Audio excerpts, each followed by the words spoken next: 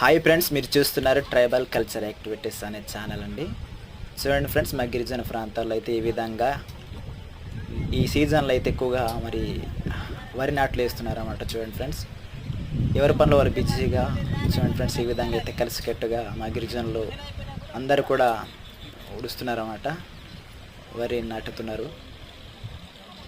పురుషులు స్త్రీలు కూడా ఈ విధంగా అయితే వరి నాటుతూ ఉన్నారన్నమాట. చూడండి ఫ్రెండ్స్, కొందరైతే నడిపే వాళ్ళు నడపాలి ఆ యొక్క వరి నాట్లు.